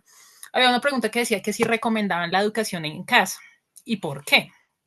Entonces veíamos que la mayoría de familias decían que sí la recomendaban. O sea, obviamente con esos niveles de satisfacción uno dice, pues por supuesto que sí, claro que funciona. Y veíamos que una de las principales razones o por qué recomendaban eso es precisamente por esa posibilidad de autonomía y desarrollo personal para los hijos. O sea, el querer que nuestros hijos crezcan en libertad, que crezcan felices, que se puedan desarrollar como individuos es algo que pesa mucho para las familias al momento de recomendar este modelo. También la opción de desarrollar esos vínculos familiares, que ya lo veíamos en las razones. Analizando muy someramente también, obviamente había críticas al sistema de educación tradicional, obviamente que no funciona, que no está adaptado. Sin embargo, hay una cosa que me pareció interesante dentro de lo que se halló con la inteligencia artificial y es que dicen, algunas familias dicen, yo sí la recomiendo, pero depende de la familia, porque, como ya le hemos mencionado, eso supone un compromiso de tiempo, de esfuerzo, es decir, si te vas es una decisión de familia en la que nos vamos a involucrar todos. Y era algo en lo que enfatizaban eso, en ese compromiso que tenían que hacer todos los miembros de la familia para involucrarse en este maravilloso barco de educar en casa. O sea, quizás no es para todos, incluso las familias reconocen, o sea, bueno, no, es como en Ratatouille, que dice que cualquiera puede ser un buen cocinero, pero que no todo el mundo va a ser un buen cocinero. O sea, hay que tener ahí como unas variables y estar en la disposición para hacerlo. Es posible hacerlo para quien lo quiera hacer. Creo que sería la mayor conclusión allí. Y obviamente, pues lo que hemos visto que les va a permitir desarrollarse a los niños y también tener pues la cosmovisión, un desarrollo en sintonía con los valores y creencias que quieren compartir como familia. Otra pregunta que hacíamos era respecto a las dificultades que decían las familias al hacer educación en casa. Y en general, aquí hay una variable que nuevamente surge, que tal vez no tuvimos tan en cuenta, y era el tema de los aspectos económicos. Las familias realmente consideran, o sea, que, bueno, salen del modelo tradicional o no quieren entrar al modelo tradicional, en parte por factores económicos, pero también ven como que, bueno, hoy en día es tan fácil o no acceder a educar en casa con, digamos, con menos gastos, con un presupuesto más reducido y las familias ven eso como una dificultad. Creo que es una buena oportunidad para mostrar que hay alternativas. Las familias digo, sí, es posible. Hay muchos recursos. Luego hablaremos de eso. Hay muchos recursos para hacerlo y para hacerlo bien. Así que es importante como darlo a conocer. También, obviamente, la estigmatización y la presión social que sienten las familias porque las cuestionan y demás, pero por eso estamos hoy con este pre-regalo de Navidad para que digamos, no, miren que sí funciona, es un modelo bueno. Mencionan que tienen dificultad en la organización del tiempo. Me uno ahí, me sumo a esa causa, que gestionar el tiempo, más cuando se tienen varios hijos o cuando se tienen varias actividades, como lo veíamos en la ocupación de los papás, de las mamás, de los tutores, puede no ser tan fácil y eso es algo en lo que las familias dicen, bueno, sentir una dificultad que se va a necesitar disciplina, que algunas familias veíamos que no hacen parte de comunidades y ellos quizás lo vean por dificultad. Quizás sería interesante ver si las familias que están sin comunidad, por ejemplo, están en un entorno rural, donde quizás es más difícil acceder, reunirse con otras familias y de todas maneras siempre es bueno, aunque somos repúblicas independientes, de vez en cuando nos conviene estar en tribu con más familias. El tema de recursos educativos, nuevamente las familias, o sea, empiezan cuando van llegando, como que todo es tan nuevo, de dónde miro, de dónde agarro, qué funciona, qué sí, no, qué debo hacer, es otra dificultad que encuentran. Y en cuanto a las experiencias de discriminación, también les habíamos pedido a las familias que decían haber tenido una experiencia negativa, ya fuera directamente con entidades que fueron muy pocas en verdad, realmente a las familias, o sea, hay muchas, sobre todo, críticas y juicios y cosas que se asocian a que desconocen el modelo. O sea, las mismas familias, al sentirse cuestionadas, dicen, o sea, dicen, es que ustedes no saben cómo funciona, ¿sí? O sea, ellas mismas ven que los demás no entienden cuando uno le hacen las preguntas, y si socializan, ay, pero no están encerrados, y cómo hacen para la certificación, las clásicas, y qué currículo utilizas. Entonces, ese desconocimiento de el resto de la sociedad, pues genera, digamos, como esas situaciones de discriminación. Eh, por lo demás, hay una última pregunta que hicimos sobre cuáles eran esas necesidades principales. Obviamente están en consonancia con lo que ya hemos hablado. Entonces, habla algo de reconocimiento y legalidad. Pues ahí hay que hacer ese segmento porque ahí tenemos un espectro muy amplio de familias entre el querer mucha certificación y no quererla para nada, pero sí tener como esa validez y esa tranquilidad, ¿no? El reconocimiento sobre todo eso. Nosotros nos reconocemos y que los demás nos reconozcan.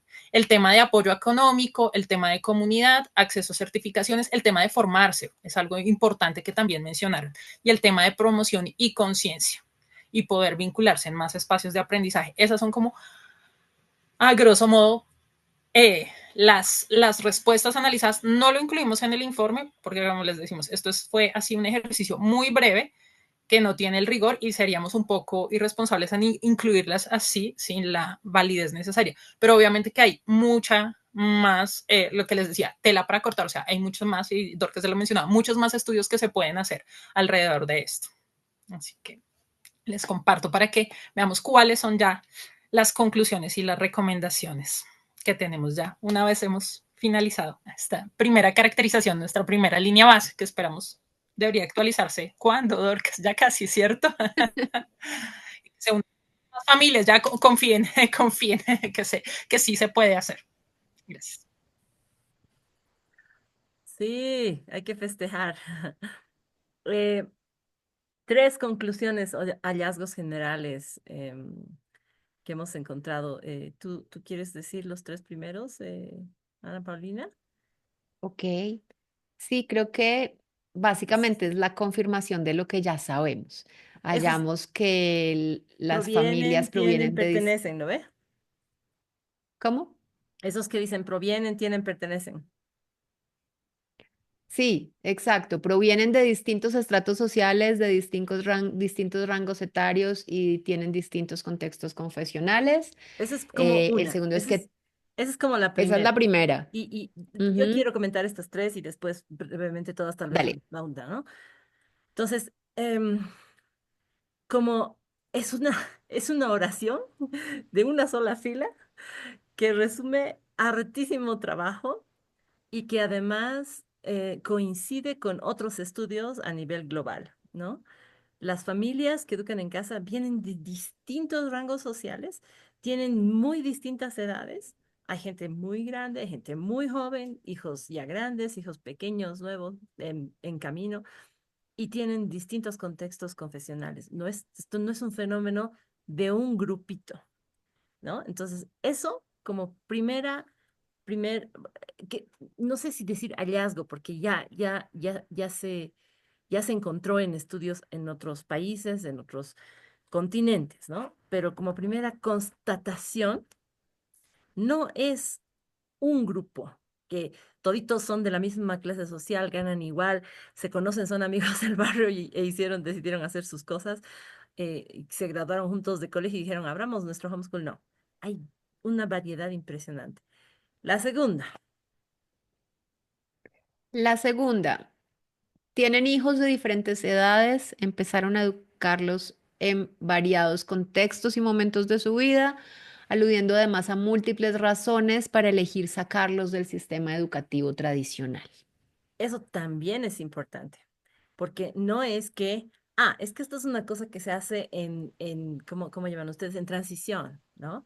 O en la primaria, ya cuando secundaria, no, hay de chicos de distintas edades, hay gente que empieza en secundaria y hay gente que empieza en transición o antes. Hay gente que empieza en transición y sigue solo por la primera y luego se van. Hay gente que continúa, en su mayoría, obviamente los que respondieron encuestas son gente que continuaron y ustedes vieron me encantó el video ese, ¿te acuerdas que habíamos dicho, habría que mostrar el movimiento La así, evolución. ¿no? Entonces hay esa transición y las razones son, si les mostráramos la tabla, que creo que hay que mostrar en algún momento, las razones, aparte de las 11 sí, 11 eran, ¿no? Que se les dio Ajá.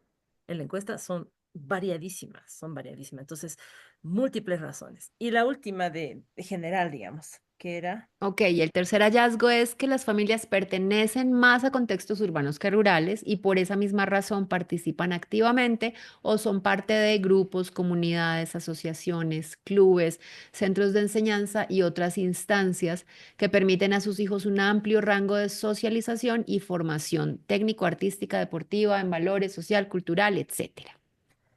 pucha, eso es importante por varias razones, ¿no? En primer lugar, sí es un modelo urbano, pero lo significativo es que hay presencia rural. Pero al ser también un movimiento urbano, se amplía y se diversifica toda la oferta que tiene la ciudad, que los padres aprovechan, ¿no? No solamente participan de comunidades, sino de clubes, asisten a bibliotecas, como se menciona Férez, y todo lo que mencionó Ana Paulina, ¿no? Entonces, eso permite un rango de socialización.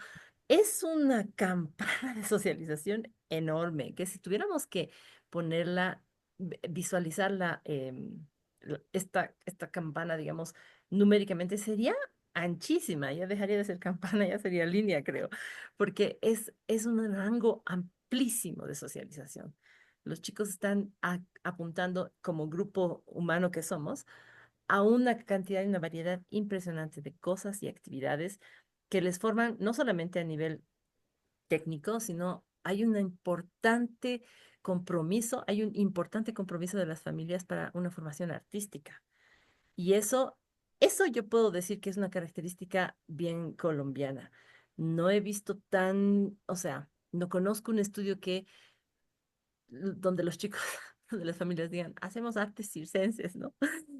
Artes circenses es solo un compromiso que un padre puede hacer por su hijo, ¿no? No es algo así como uno que se pone a principio de año y dice, quizás este año deberíamos meter al niño en clases de malabarismo no sé, y artes gimnasia de circo, ¿no? Esto es algo que generalmente un padre no se lo plantearía, a menos que venga un joven con la idea de decir, quiero estudiar esto, ¿no? Entonces, eh, este es un compromiso de los padres. Deportiva, lo sabíamos, ¿no? Sospechábamos, deportivos.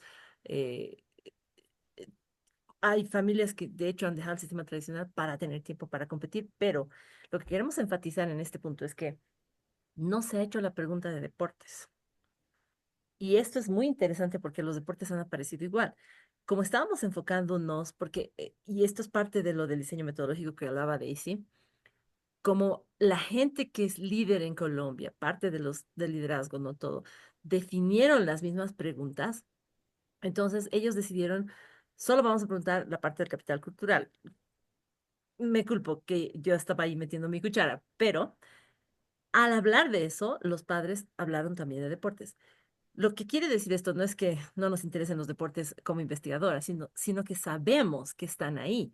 De hecho, hay que hacer otra, en una futura medición. Su hijo es deportista competitivo, ¿no? Y van a aparecer.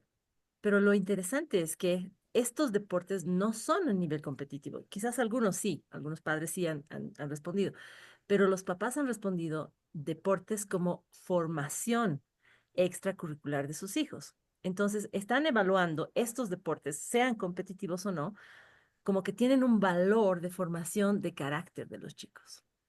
Y eso hace que esos deportes tengan otro significado.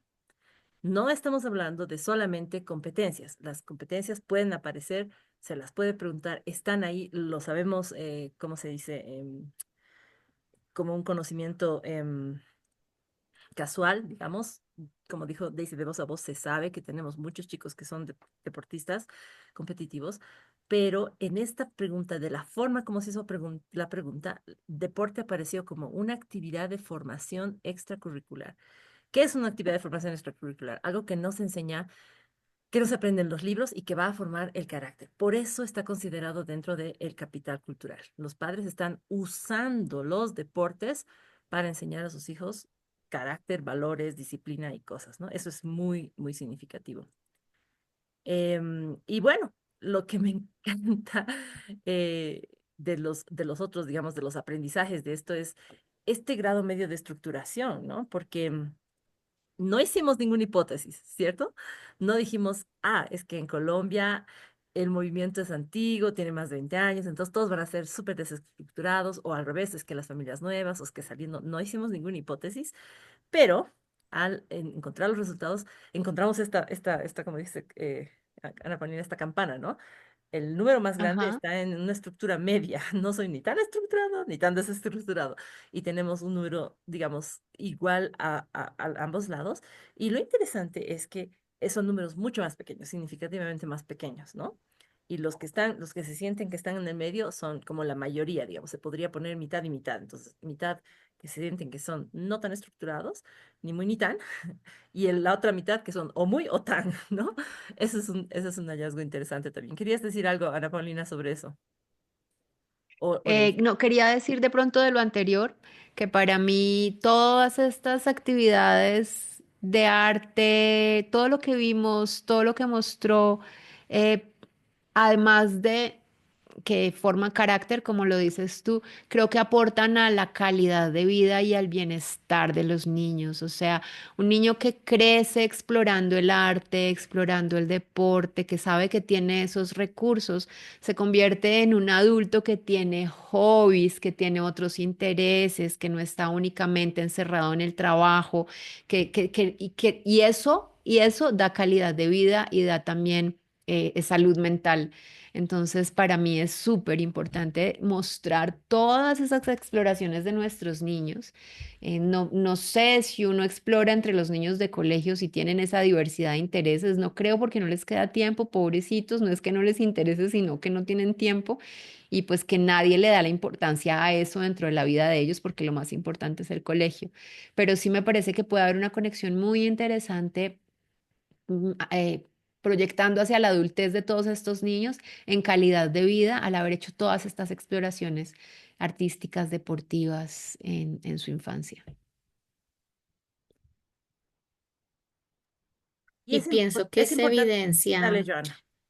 Pienso que se evidencia que es una educación integral, en el sentido no solo que es STEM, sino que también se ve un mundo en el arte y en el deporte.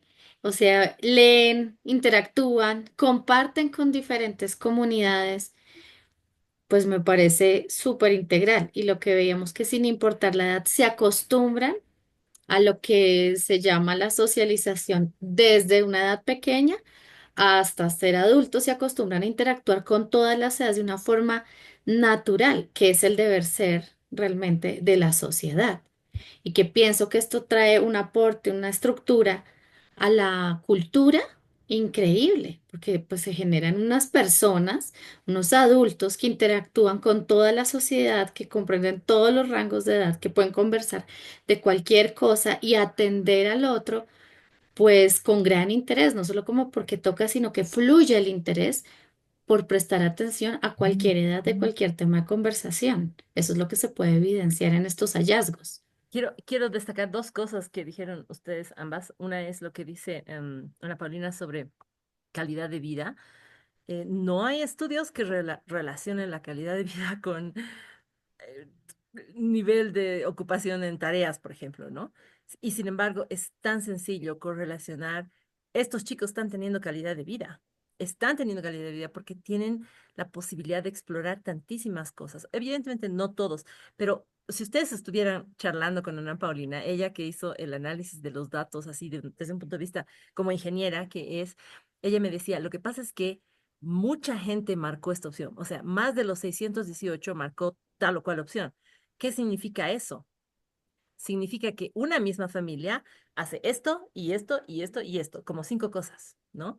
Y decíamos, pero es que, y me dices, había una que marcó casi todo, pero pero eso no es posible, charlábamos, ¿no? Y digo, sí es posible si tienes 3 hijos y los 3 tienen intereses distintos, entonces llevas a uno al bicicross, con el otro vas al taller de poética o teatro, al otro le llevas, porque es músico, a sus clases de música, o también a lo largo de los años, nuestro hijo deportista exploró bicicross, después hizo gimnasia, después volvió al bicicross, después hizo taekwondo y finalmente se consolidó en algún deporte de grupal, digamos, ¿no? Entonces, no se preguntan a las familias en qué año hiciste qué actividad. Entonces, algunas han respondido, sí, hemos hecho todo esto realmente, hemos explorado todo. Y eso es un gran compromiso de parte de las familias, porque refleja una inversión económica, refleja inversión de tiempo, refleja una capacidad, que es lo otro que quería mencionar, de ser flexibles en su experiencia en favor del beneficio de sus hijos. Por eso había el hecho de que estén más al medio, significa que están lidiando con su propia escolarización o con su propia falta de estructura, ¿no? Puede ser TDAH a veces. Entonces, como padre, es posible que a mí me encante un modelo desestructurado, pero me pongo a la mitad porque sé que mi hijo tiene un pensamiento estructurado y quiero proveerle lo que necesita. O el caso opuesto.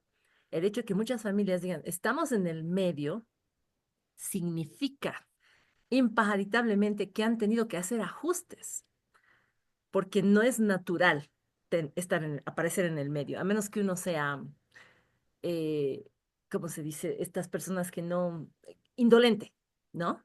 A menos que uno se niegue a comprometerse con algo, entonces puedes aparecer naturalmente en el medio. Pero cuando eres homeschooler, cuando educas en casa, no eres indolente, has tomado una decisión que la gran mayoría de la gente no toma. Entonces, ¿qué significa que la mayoría esté en medio? Significa que han hecho concesiones, significa que han hecho ajustes, significa que han hecho avances, significa que han comprometido ciertos niveles de comodidad personal de ellos, de su propio interés o de sus propias expectativas o de su propia forma de aprender en favor de sus hijos. Por eso es que esa gráfica es tan importante, es tan valiosa porque no es normal. Ahora, siempre tenemos como seres humanos la tendencia de decir, bueno, sí, yo no soy ni muy ni tan y mejor me pongo en el medio, ¿no? Si te dan una línea para calificar del 0 al 10, nos sentimos muy tentados de escoger 5. Pero como esta pregunta era súper intencional respecto a la estructura, no era una pregunta de apreciación, no era ¿te gusta? No era ¿apruebas? Era ¿dónde estás? ¿Cómo te evalúas a ti mismo en cuanto a la estructura de tu estudio, el estudio que estás proveyendo a tus hijos? Entonces, has requerido de los padres razonamiento y decir, me parece que sí, que estoy aquí. Y es posible, porque no lo hemos estudiado, no lo hemos preguntado, que haya habido una transición, ¿no? En, en un estudio en un estudio CAP en Bolivia de conocimientos, aprendizajes o actitudes y prácticas en Bolivia, se preguntó en unas entrevistas en profundidad a las familias si había habido una transición, un tránsito, si empezando como desestructurados se habían vuelto desestructurados y 80% de las familias dijeron sí, empezamos súper estructurados, pero a la larga nos dimos cuenta que nuestros hijos necesitaban más libertad. Y el caso opuesto también, empezamos súper libres, pero a la larga vimos que se necesitaba cierto nivel de estructura y 80% dijeron hicimos ajustes. Entonces, ese es un dato súper importante. Y la enorme cantidad de los datos que ha sido arrojados por el capítulo de Capital Cultural, independientemente de compararla con otros estudios, lo que revela es que esto es es algo que queríamos mostrar, ¿no? No queríamos sintetizarlo más. Por eso es que se ha hecho tanto, porque es injusto porque cada una de esas tablas significan tiempo y esfuerzo de las familias, ¿no? Eh, este capital cultural lo define Daniel Hamlin, lo definió en un estudio sobre homeschool que se presentó en línea el 2020 en el grupo de investigación de GHEX en el internacional y él lo cita como eh, atributos de conocimiento de alto nivel que pueden conferir recompensas sociales a individuos o grupos. Así es como Bourdieu y Passeron lo concibieron cuando escribieron sobre capital cultural, ¿no? Son atributos que que la gente tiene por cultura, por conocimiento, pero tiene que ser un conocimiento de alto nivel, ¿no? Que pueden conferir a recompensas sociales a individuos. Entonces, la teoría de la hipótesis del estudio es que los, ah, eh, la pregunta, digamos, del estudio que presentó Daniel fue, ¿los educados en casa, los homeschoolers, tienen acceso al capital cultural? Porque el capital cultural ha sido, digamos, generalmente manejado por las universidades, por el ámbito académico, ¿no? Y por eso es que preguntamos con quién, con caja de compensación, con alcaldías, con quién estudian tus hijos estas artes, ¿no? ¿A dónde están los padres yendo para conseguir estos entrenamientos para sus hijos, ¿no? Y porque esto puede ofrecer ventajas a nivel competitiva como laboralmente en el futuro. Eso, no sé si alguien quiere decir algo más sobre el capital cultural y terminamos con lo de las razones de libertad y felicidad, libertad de pensamiento y la tabla final. No, creo que los aprendizajes que nos falta por mencionar son los relacionados con esas clasificaciones en las razones que nos tocó crear, que fue Puedes, tan no sé si puedes interesante. compartir la tablita solamente para irla revisando. Sí, En el déjamela, texto, el, el, la es matriz. larguísima. Entonces, este, esto sí que nos tomó por sorpresa. Estas categorías que pusieron, son cuatro categorías. Los papás pusieron una categoría que fue objeciones al sistema educativo, otra categoría que fue libertad de pensamiento que nos encantó con Ana Paulina, una de razones económicas y una que simplemente le hemos calificado como felicidad, porque Felicidad. las palabras eran tan claras de parte de los padres y esas son sus categorías. Y eso es para mí como la perla del estudio, ¿no? Todo está muy fascinante, pero siempre lo que más te encanta como investigador es aquello que no esperabas encontrar, ¿no? Y sí, debimos haber puesto razones económicas. No quisimos porque estaban, de nuevo, como es investigación, acción, como la gente del liderazgo fue la que estaba decidiendo el cuestionario. No hemos puesto razones económicas por eso, ¿no? Pero están, y por eso hemos decidido visibilizarlas. Entonces, hay por favor, les pedimos que accedan al estudio y lo lean. Las críticas al sistema educativo son fuertes, son consistentes, son válidas, son reales, no son cosas traídas de los pelos como quisiera que la profesora de mi hijo lo abrazara al final de cada clase, digamos, ¿no? Son críticas muy serias, no son berrinches de papás millennials. Pero la columna de libertad es hermosa, ¿no? Por ejemplo, deseamos que el aprendizaje de nuestro hijo sea autónomo, libre y natural. Pensamientos y movimiento de libre escogencia y libre temporalidad. Este papá ha leído teoría, ¿no? O sea, estos no son razonamientos de gente, no son razonamientos ni siquiera anárquicos, ¿no? Son razonamientos de personas que han leído, han estudiado, se han preparado y han analizado que el sistema no les permite hacer eso. Y ahí, por ejemplo, en la columna de la derecha, ¿no? Mi hija es feliz. Que logre encontrar su verdadero propósito en la vida, que mis hijos sean felices. Y lo hemos repetido así, que quiero que mi hijo sea feliz y conozca muchas cosas que yo no logré. Salud mental y agilidad emocional. No les deja tiempo para ser niños el colegio. Qué importante. Y tenemos que hacer otro estudio, no solo en Colombia, sino o tenemos que ser abogados las familias que educamos en el hogar por el juego. El juego es tan importante en la infancia. Eh, entonces, estas categorías que son de ustedes es las que las hemos querido mostrar, ¿no? Si estuviéramos en un contexto de opresión, mencionar libertad de pensamiento sería importante. Como estamos en un contexto de libertad, es muy significativo, ¿no? Y por eso es algo que queríamos registrar. Y luego, bueno, gracias, Ana Paulina. El nivel de satisfacción de las familias, que era altísimo, que ya lo comentó Ana Paulina, y las objeciones al sistema que nos gustaron, ¿no? Que hablan de formación cívica responsable, ¿no? Términos como autonomía, ¿no? Libertad y ciudadanía, son cosas, son palabras grandes, ¿no? Y bueno, queremos siempre recomendarles como parte de este equipo de investigación que profundicen las líneas estratégicas en estos hallazgos y aprendizajes. Ahorita les hemos mencionado por lo menos 7, ¿no?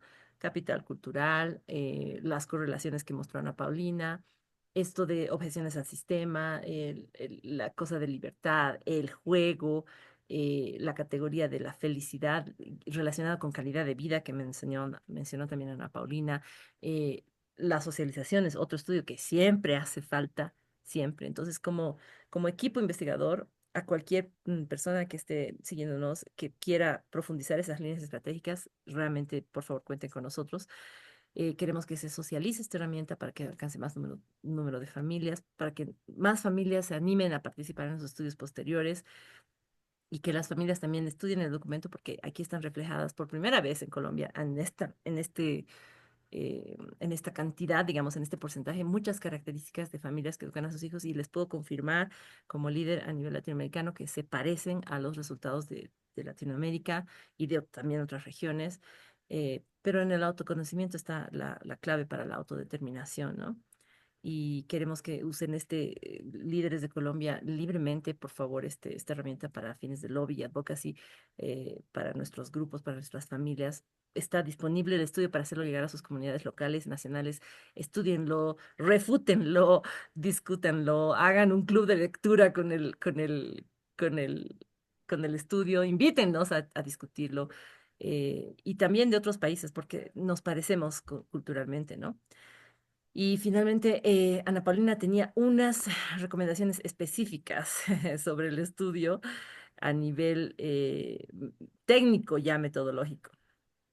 Sí, claro, pero pues no sé, esas están en el documento, las pueden leer, mirar, son más que todo recomendaciones hacia el equipo investigador, hacia la posibilidad de repetirlo, que me gustaría mucho que nos animáramos a repetirlo, cómo modificaríamos las preguntas para que sean más fáciles de procesar y de analizar. Desde mi rol de analista sufrí con algunas un montón, así que hay mucho que se puede plantear diferente para de pronto preguntar lo mismo de otra manera y que sea analizable. O sea, igual hay cosas que se pueden seguir analizando, lo que les digo. Lo que pasa es que según se recopile la información, pues es más difícil procesarla para luego poderla pasar a una gráfica o poderla pasar a un análisis. Em, entonces, las recomendaciones que están al final van más encaminadas como en ese sentido. Yo no Yo, sé si nos vamos a animar a hacerla. A mí me encantaría mm, repetir esto el próximo año, la encuesta, volverla a hacer, porque después de presentar este informe uno pensaría que ya la gente ve que esto sí era para algo serio, que no nos íbamos a apoderar de sus datos, que no los íbamos a ir a sapear frente al Ministerio de Educación y todas esas cosas que la gente cree que son, que no nos quisieron contestar por eso, porque sí sería muy lindo ver un crecimiento, ver que aumente el número de respuestas. Esta semana hubo una pequeña mención a la educación en casa en Blue Radio. eh, y dieron un dato, que ese dato lo dio el rector de un colegio virtual en el que decía que en Colombia había por lo menos 30.000 niños educándose en casa. Y ese dato, yo creo que si contamos a los niños que están en colegios virtuales, es real. Yo creo que estos 6.000, 7.000, 8.000 de los que nosotros hablamos son de los que son por fuera de colegios virtuales y de forma más autónoma, pero niños en colegios virtuales fácilmente hay 30.000 y para mí sí son niños que están haciendo educación en casa, aunque sé que ese es un tema de debate, tema de discusión, si eso no es. A mí me parece que al menos en nuestro contexto colombiano sí se ve como educación en casa y pues son muchísimos más. Vamos a ver cómo hacemos para llegarles también a ellos y que nos respondan la encuesta o cómo hacemos para que nos permitan analizar los datos que ellos mismos ya tienen, ya producen y ya generan de sus alumnos, ¿no? No tenemos que recopilarlos nosotros porque ellos también ya los tienen. Vamos a ver, ese es otro proyecto que hay por ahí que se podría yo, mover. yo quiero decir que la, la ciencia, el ejercicio de observar algo, cambia lo observado. Eso es importante como es una cosa que ocurre en investigación, ¿no? Y para que nuestros estudios sobre este tema a nivel latinoamericano, nacional, colombiano, sean sólidos y confiables, tienen que tener un entramado teórico que nos permita observar los datos. Eso no se ha hecho aquí tanto en esta línea de base porque es un estudio cuantitativo, es como un corte, ¿no? Para mostrar una situación. Pero sin teoría no es posible ajustar ningún instrumento. Entonces, quiero alentar a los líderes colombianos a reunirse para poder interpretar, porque la teoría nos ayuda a interpretar la experiencia ¿no? Y sin teoría no podemos entender ninguna lectura. Y el movimiento no puede lanzarse a la tarea de investigar sin teorizar. Entonces, hay que tener un paso previo entre este y otros estudios más específicos de justamente reunirse y teorizar y discutir los aspectos teóricos de esto, ¿no?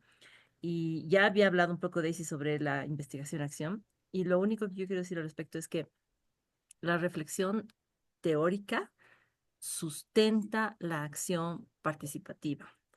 Esto quiere decir que cuando reflexionamos teóricamente sobre lo que estamos viviendo y haciendo, eso fortalece nuestra posición desde un punto de vista teórico, político incluso, ¿no? Académico. No solamente desde el concepto mismo de quiénes somos, qué significa ser educador en casa, como lo que acaba de mencionar Ana Paulina, sino en este mismo acto que se llama la autodeterminación, la autodefinición como movimiento, quiénes somos, dónde estamos, cuántos somos, qué hacemos, ¿no? Y como este diseño era un diseño mm, cualitativo, necesariamente tiene que estar apoyado sobre lo que es el paradigma crítico de la realidad, o sea, acercarnos al tema no desde afuera, como nosotros no estamos relacionados con nada de esto y venimos aquí objetivamente a observar el fenómeno, sino desde adentro, tratando de ser críticos, ¿no? Por eso estamos abriendo, mostrando las cosas que no habíamos pensado que íbamos a encontrar, las cosas en las que nos equivocamos, las cosas en las que se puede mejorar, las cosas que nos han sorprendido, las cosas que hemos confirmado, las estamos abriendo porque no es que nosotros no estamos participando en esta realidad, sino somos sujetos juntamente con ustedes, porque todos somos homeschoolers, todos hemos educado a nuestros hijos en casa o los estamos educando todavía, ¿no? Entonces, eso mantiene un tipo, o sea, hace que tengamos un cierto tipo de sesgo, pero lo estamos declarando, lo estamos reconociendo y hemos hecho un trabajo interno para que este posicionamiento sea epistemológico, sea lo más puro posible, tratando de no eh, caer mucho ni en un costado ni el otro de ciertas visiones, de ciertos ideales, ¿no? Y pensamos que esta es la forma para plantear, esta forma de trabajar juntos y hacer investigación y acción participativa, que el siguiente diseño investigativo sea socializado, sea trabajado por los líderes de Colombia en conjunto. Esta es la forma para avanzar, para proponer visiones, para proponer desafíos, para proponer debates, para proponer propuestas, para proponer sueños en el marco de nuestra vivencia, desde adentro hacia afuera, ¿no? Sabemos que no hay un registro neutral, no estábamos buscando orientar la investigación así muy pragmáticamente, sino usar, hacer de esto un instrumento de autoconocimiento, ¿no? Una autorreflexión, una autoafirmación. Por eso aplaudimos a los padres que escribieron, aunque no se les preguntó, la libertad y la felicidad como los motivos para sus hijos, ¿no? Esto. Así que felicidades, un aplauso desde el resto del continente para ustedes. Y yo ya no tengo nada más que decir. Felicidades, Colombia. No sé si, señoras colombianas, ustedes quieren despedirse. No sé si hemos hablado larguísimo. No sé si alguien ha preguntado algo, aunque creo que ya no tenemos tiempo para responderlo, pero quizás podemos después hacer alguna sesión para responder preguntas. No, no hay, pues hay algunos comentarios que dan las gracias. Alguien pregunta si conocen Rad Colombia, no sé qué sea eso, ni idea. El video queda guardado en el canal, sí, va a quedar aquí, queda en las transmisiones en vivo, ahí queda guardado junto con los anteriores. Am, ya, sí, no hay más preguntas en el chat de YouTube. Pues yo quiero de nuevo dar las gracias a todo el equipo por el trabajo. Siento que para mí esto fue una oportunidad maravillosa de poner en práctica lo que había aprendido, lo que he aprendido sobre análisis de datos con un tema que me interesa particularmente.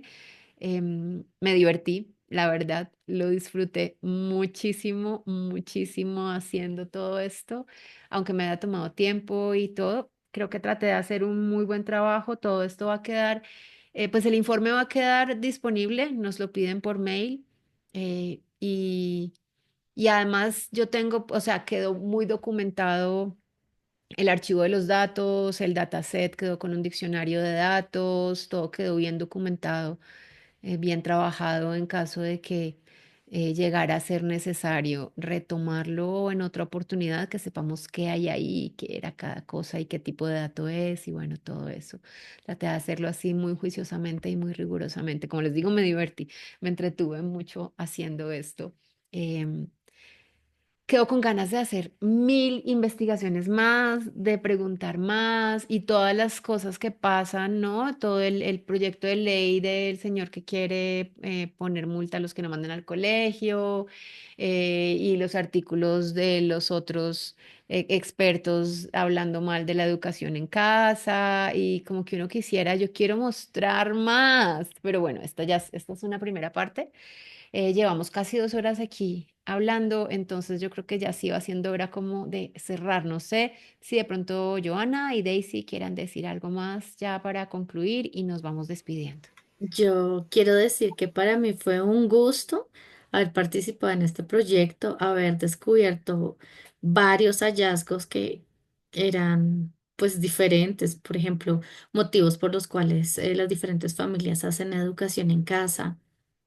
Me encanta saber que no somos únicas ni un bicho raro, sino que somos un punto entre multitudes, que todo lo que hacen lo hacen realmente es por amor a sus hijos, porque el hecho de que tú quieras ver a tu hijo feliz y desarrollarse libremente según su carácter, sus dones y talentos, eso lo haces y se lo permites porque lo amas y no hay otra explicación.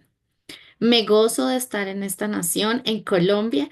Veo la libertad. Me encanta saber que más familias se lo gozan. Me encanta saber que estamos en un lugar donde somos guardados para educar a nuestros hijos en casa, para que crezcan conforme los dones y talentos que Dios ha puesto en ellos para el servicio de esta nación.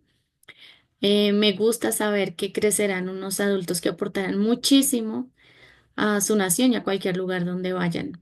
Me gozo en saber que hemos descubierto que son muy buenos en diferentes acciones del aprendizaje y que todo eso va a estar a disposición de todas las personas que los lleguen a rodear, que no solamente aprenden ellos, sino aprendemos nosotros también como padres al llevarlos, al compartir con ellos y a interactuar con otras familias y comunidades.